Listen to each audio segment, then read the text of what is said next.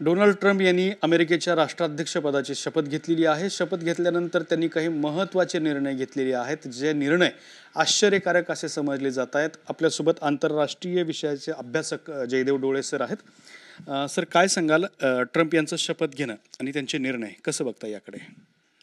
जग आधीच धास्तावून गेलेलं होतं की डोनाल्ड ट्रम्प जर पुन्हा राष्ट्रपती झाले अमेरिकेचे तर त्यांचा विक्षिप्तपणा, त्यांचा अत्यंत संकुचित असा दृष्टिकोन आणि आंतरराष्ट्रीय व्यवहाराविषयी, आंतरराष्ट्रीय लोकांविषयी अत्यंत तुच्छता, त्याचे काय काय परिणाम होतील याच्यामुळे अख्खं जगच धास्तावून गेलं होतं. त्यांनी पहिल्या दिवशी 1 दिवसाचे डिक्टेटर होणार असं जाहीर केलं होतं. त्याप्रमाणे निवडून आल्यानंतर त्यांचं राष्ट्रपती कार्यालय कामाला लागलेलंच होतं.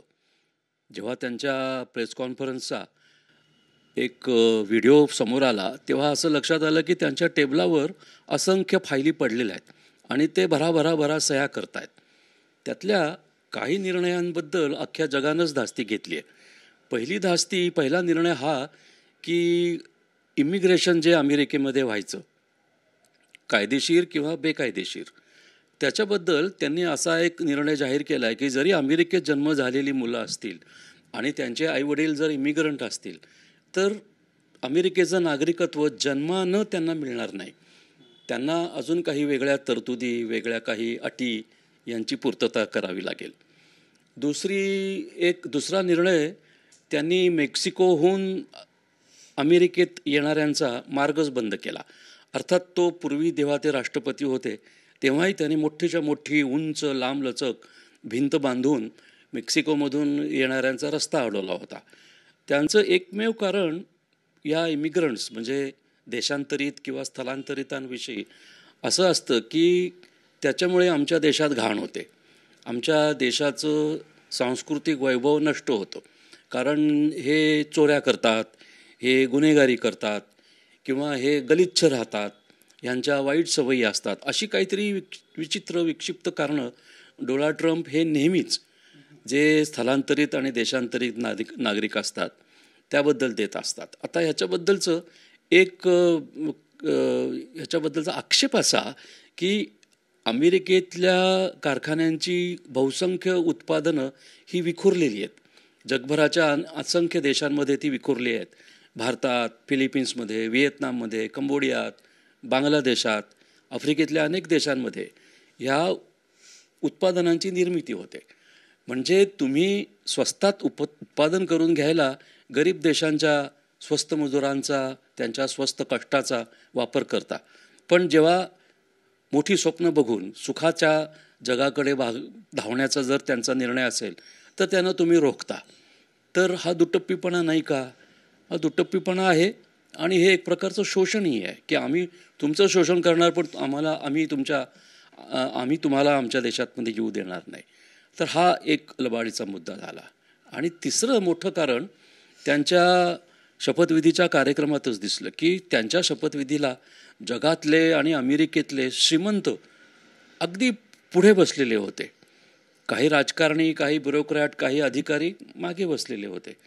त्यांनी एक निर्णय असा केलेला आहे की सरकारी कर्मचाऱ्यांना जे जे संरक्षण असतं, संरक्षक कवच असतात, ती त्यांनी कमी करायचं ठरवलेलं आहे. म्हणजे त्यांना असं भय वाटत होतं की नोकरशाही कारभार चालवते. राजकीय नेतृत्वापेक्षा नोकरशाही वरचढ होऊ नये हा कोणत्याही राजकीय नेतृत्वाचा एक निकष असतो आणि ती गरजही असते. पण ह्यांनी किमान आरक्षण म्हणा, तिथे अफर्मेटिव्ह ॲक्शन म्हणून राखीव जागा असतात, सवलती असतात, त्या अजिबातच कमी करायचं ठरवलं आहे. म्हणजे आपलाच हेका चालवायचा, आपलीच सत्ता चालवायची, तिला कोणी प्रश्न विचारू नयेत किंवा ब्युरोक्रॅसीकडून, कारण ब्युरोक्रॅट्समध्ये बऱ्यापैकी तज्ज्ञ विशेषज्ञ असतात, ते काही आक्षेप घेतील, हरकती घेतील, त्या होऊच नयेत म्हणून त्यांनी एक निर्णय घेतला आणि त्याच्यावर त्यांनी सही केली. आता त्याचा तपशील आपल्याला कळायचा आहे. आणि तिसरा निर्णय फॉसिल फ्युएलचा आहे. म्हणजे भूगर्भातून आपल्याला जे द्रव्य मिळतं त्याचा ऊर्जेमध्ये आपण रूपांतर करून वापर करतो, त्याबद्दल त्यांनी अधिक पॉझिटिव्ह म्हणजे त्यांच्या विकासासाठी त्यांनी निर्णय घेतलेला आहे. उदाहरणार्थ पेट्रोलियम आणि कोळसा. तर कोळसा आणि पेट्रोलियम याच्यामधून ऊर्जा निर्माण होते, पण तिच्यामुळे प्रदूषण खूप होतं, कार्बन वाढतो. म्हणून पर्यायी वीज निर्मितीचा उपाय समोर आलेला म्हणजे पवन ऊर्जा आहे, सौर ऊर्जा आहे. त्या पवन ऊर्जा आणि सौर ऊर्जेमध्ये तसा आर्थिक लाभ काहीच नाही. रिपब्लिकन पार्टी जी डोनाल्ड ट्रम्पला जिंकून देणारी पार्टी आहे, तिची अर्थनीती ही पेट्रोलियम पदार्थ, कोळसांच्या खाणी याच्यावर उभी आहे. म्हणजे जणू काही त्या पेट्रोलियम आणि कोळसापासून वीज निर्मिती बनवणाऱ्या कंपन्या रिपब्लिकन पार्टी चालवत आहेत की काय, अशी शंका यावी. या पद्धतीनं त्यांनी हा तिसरा मोठा जागतिक अर्थव्यवस्थेवर आणि पर्यावरणावर परिणाम करणारा निर्णय केलेला आहे. कारण पहिल्या राष्ट्रपतीपदाच्या काळातच डोनाल्ड ट्रम्प यांनी ग्लोबल वॉर्मिंग थोतांड आहे असं म्हटलं होतं, किंवा क्लायमेट चेंज ही एक बोगस गोष्ट आहे असं म्हटलं होतं. म्हणजे छोट्या देशांनी अमेरिकेवर आरोप केला होता की तुम्हीच प्रदूषण निर्मिती जास्त करता, कारण तुमच्याकडे वाहनं जास्त आहेत, तुम्ही पेट्रोल जास्त वापर करता, इत्यादी इत्यादी.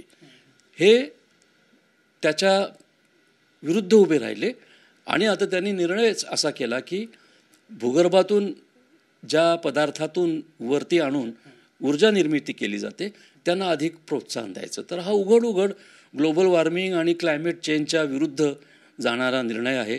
या 3 निर्णयांचाच खरा तर आपण प्रामुख्याने विचार करायला पाहिजे आहे. कारण ते तिन्ही निर्णय, त्यातल्या अमेरिकन ब्युरोक्रसीचा निर्णय तेवढा काही क्लेशकारक नाही, कारण तो त्यांच्या देशाचा मुद्दा आहे. पण धोका असा आहे की त्या अमेरिकन नोकरशाहीवरच्या बंधनाचं अनुकरण जर बाकीचे देश करू लागले, कारण शेवटी अमेरिकेचा आर्थिक दबाव आणि राजकीय प्रभावसुद्धा असंख्य देशांवर असतो. भारत आणि अमेरिका जवळचे मित्र आहेत. त्याच्यामुळे जर ही लागण सुरू झाली तर मग नोकर भरती, आपल्याकडे जी तरुणांना सरकारी नोकऱ्यांमध्ये काम करण्याची इच्छा झालेली असते, त्याचं काय होणार? जर ट्रम्पप्रमाणे जर निर्णय मोदी सरकार घेऊन ह्या नोकर भरतीत अडथळा निर्माण करणार असेल आणि जे नोकरशाह आहेत त्यांचे अधिकार आटवणार असेल तर काय व्हायचं? त्याच्यामुळे मला असं वाटतं की प्रदूषणाला प्रोत्साहन देणाऱ्या त्यांचा निर्णय, नंतर ज्या गरीब लोकांना अमेरिकेत जाऊन सुख आणि सुखी जीवन जगण्याची इच्छा असते त्यांना थोपवायचा, पण त्याचवेळी अमेरिकन कंपन्यांना या गरीब देशांमध्ये स्वस्त मजुरांकडून शोषण करून घेण्याचा जो अधिकार आहे, असे काही निर्णय फार त्रासदायक होणार आहेत.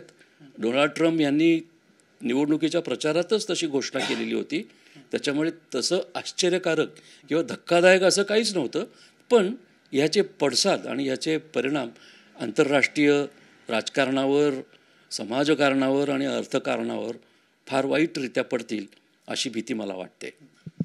दुसरे 2 महत्त्वाचे निर्णय त्यांचे झालेले आहेत. एक WHO मधून बाहेर पडण्याचा निर्णय आणि दुसरं म्हणजे 2च लिंग मान्य केलेत, पुरुष आणि स्त्री. तो तर मी आज सकाळी वर्गात शिकवताना सांगितला की फक्त स्त्री आणि पुरुष ही 2च लिंग त्यांनी मान्य केलेली आहेत सरकारच्या अधिकृत फतव्यानुसार. हे मोठं आश्चर्यकारक आहे. कारण खुद्द अमेरिकेमधूनच ही जी LGBTQI चळवळ सुरू झाली, अमेरिकेतल्या समाजानं LGBTQI हा समाज स्वीकारला.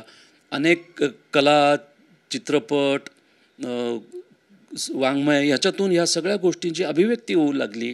त्यांना जवळपास समाज मान्यता मिळू लागली, एकत्र राहता येऊ लागलं, विवाह करता येऊ लागले, दत्तक मुलं घेता येऊ लागली. तर इतकं स्वातंत्र्य गेल्या अनेक वर्षामध्ये लाभल्यानंतर आता एकाएकी थर्ड जेंडर नामंजूर करणं, त्याचं अस्तित्वच अमान्य करणं हे मोठं आक्षेपार्ह नव्हे तर अमानवी कृत्य आहे असं मला वाटतं. कारण तो एक निसर्गाचा आविष्कार आहे. निसर्गानं त्यांना धड स्त्री पण नाही, धड पुरुष नाही, अशा अवस्थेत नेऊन ठेवल्यावर त्यांनी आता ह्या निर्णयानंतर कसं जगायचं हा एक मोठा प्रश्न आहे. दुसरा मुद्दा,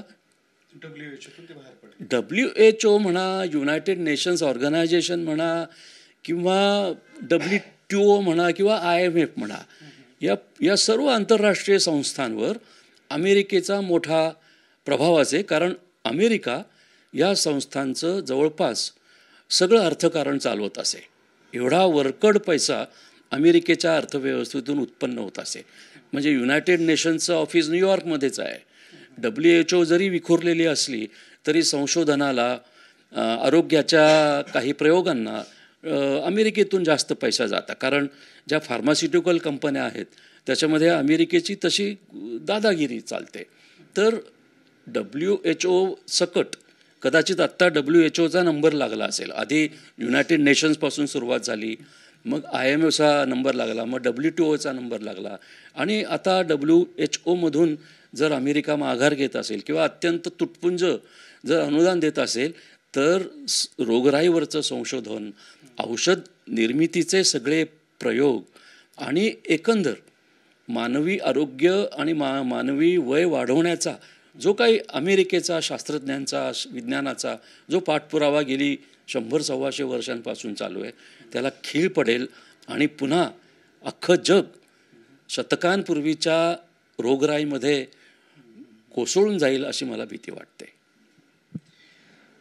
भारतीय नागरिक जे अमेरिकेत राहतात त्यांच्यावरती कसे परिणाम होतील, आणि यानंतर भारतातून तुम्ही जसं म्हणालात की तिथं सुखी जीवन जगण्यासाठी जाण्याचा ज्यांचा प्रयत्न असतो त्यांना सुद्धा खीळ बसेल, पण मात्र नोकऱ्या असतील किंवा व्यवसाय असतील त्यासाठी सुद्धा अमेरिकेत असणाऱ्या भारतीय नागरिकांवर काय परिणाम?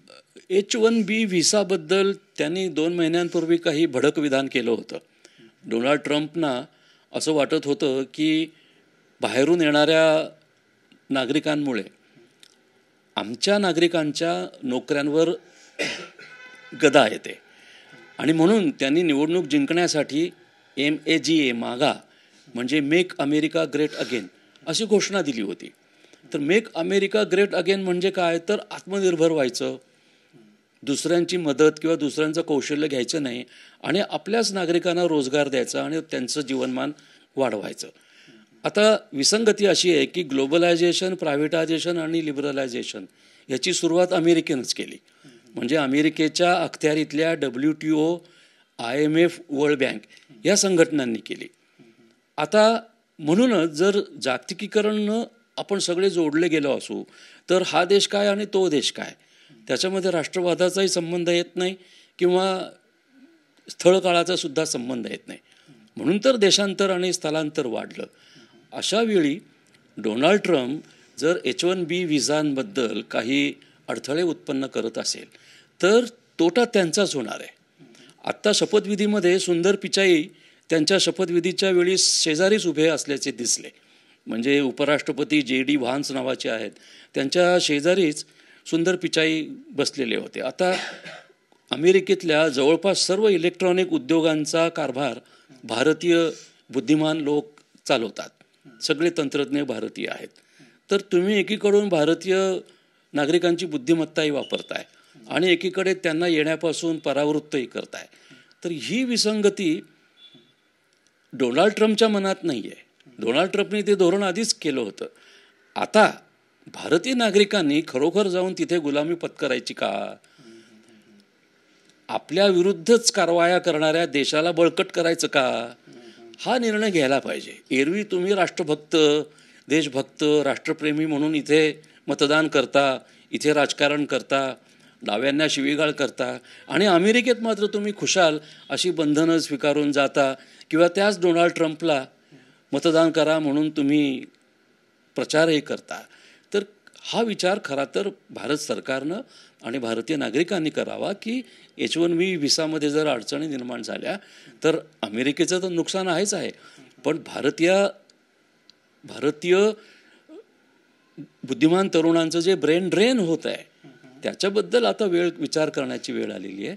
तो विचार करावा असं मला म्हणायचं आहे. अमेरिकेच्या राष्ट्राध्यक्षांची एक उज्ज्वल परंपरा राहिलेली आहे. म्हणजे मार्टिन ल्यूथर किंग असतील किंवा अनेक नावं आहेत ज्याच्यामध्ये आपल्याला जो बायडनना सुद्धा नाव घेता येईल, बराक ओबामा तर मोठंच नाव होतं. या सगळ्या यादीमध्ये जेव्हा ट्रम्पचं नाव येतं त्यावेळेला कसं वाटतं? हो, मागच्या वेळेस जेव्हा ट्रम्प जिंकले तेव्हा जवळपास मीच 30-35 पुस्तकं वाचली होती की ट्रम्प आल्यामुळे फॅसिझम वाढेल, ट्रम्प आल्यामुळे हुकुमशाही निर्माण होईल, ट्रम्प आल्यामुळे कसा तरी विचित्र कारभार सुरू होईल, रेसिझम तर उघड उघड वाढेल, कारण वंशवाद आणि वर्णवादाच्या बळावरच ट्रम्प निवडून आलेले आहेत. ते कृष्णवर्णियांच्या विरोधात बोलतात, ते इस्लामच्या विरोधात बोलतात. अशा सगळ्या विचित्र विक्षिप्त माणसाबद्दल सगळं जगच असं धाकधूक मनामध्ये ठेवून बघत होतं.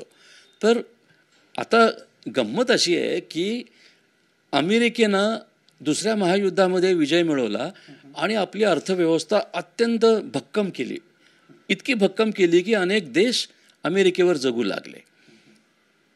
तेव्हा जर तुम्ही अन्य देश पादाक्रांत करता आहात किंवा त्यांना आपल्या अंकित करत आहात, तर त्या देशांची सुखदुःखसुद्धा तुम्हाला वाटून घ्यायला पाहिजे. हे गृहीत धरून अमेरिकेनं अनेक देशांमध्ये युद्ध सुरू केली होती. चीन, रशिया आणि बाकीची कम्युनिस्ट विचारसरणी ही नेस्तनाबूत करण्यासाठी अमेरिकेनं अनेक देशांची सरकारं उलथवली. अनेक देशांच्या नेत्यांच्या हत्या घडून आणल्याचा संशय CIA कायम होत आलेला. म्हणजे जगाचा पालक किंवा जगाचा संरक्षक म्हणून अमेरिकेच्या अनेक राष्ट्रपतींनी अशी नको ती भांडणं अंगावर घेतली, नको ती भांडणं केलीसुद्धा. डोनाल्ड ट्रम्पचं असं म्हणणं आहे की आता आम्हाला जगातल्या कोणत्याही युद्धाशी काही संबंध नाही. मग तिथे युक्रेनचा सर्वनाश होवो की रशियाचा सर्वनाश होवो, आम्हाला काही घेणं नाही. जो बायडन यांनी युक्रेनची बाजू घेतली होती, कारण रशियातला कम्युनिझम जो काय शिल्लक असेल तो आणि एकंदर पुतीनचं कारस्थानी राजकारण हे लोकशाहीला घातक असल्याचा विचार करून अमेरिकेनं लोकशाही परंपरा टिकवण्यासाठी पुतीन यांच्याशी संघर्ष घेऊन युक्रेनला पाठिंबा दिला होता. डोनाल्ड ट्रम्प यांनी युक्रेनचं नाव सोडून द्या, या युद्धामध्ये नाव उतरायला सुद्धा नकार दिलेला होता.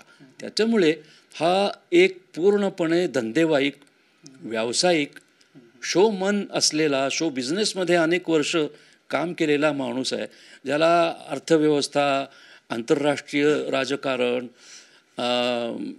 मानवाचा विकास किंवा जगामधल्या अनेक देशांमध्ये ज्या अत्यंत समृद्ध आणि वेगवेगळ्या संस्कृती आहेत त्यांचा लवलेशही ह्याच्या डोक्यामध्ये नाही. त्याच्यामुळे हे अमेरिकेनं काय नासाडी करून ठेवली आहे त्याचं समर्थन करतो, पण या नासाडीसाठी त्यालाच कुठे ना कुठेतरी मदतीला जावं लागतं हे विसरतोय.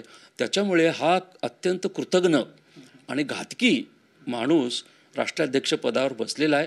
त्याच्यामुळे या जगावर संकटामागं संकट कोसळली तरी लोक आशाभूत नजरेनं अमेरिकेकडे बघत बसायचे, ते आता होणार नाही. त्याच्यामुळे अजून मोठे काही प्रश्न आपल्याला भेडसावतील असं मला वाटतं. तर हे होते आंतरराष्ट्रीय विषयाचे अभ्यासक जयदेव डोळे यांनी स्पष्ट केलेलं आहे की डोनाल्ड ट्रम्प हा विचित्र, अमानवी आणि अनैसर्गिक निर्णय घेणारा राष्ट्राध्यक्ष आहे. कॅमेरामन हर्षल निकमसोबत दत्ता कानवटे, TV9 मराठी, छत्रपती संभाजीनगर.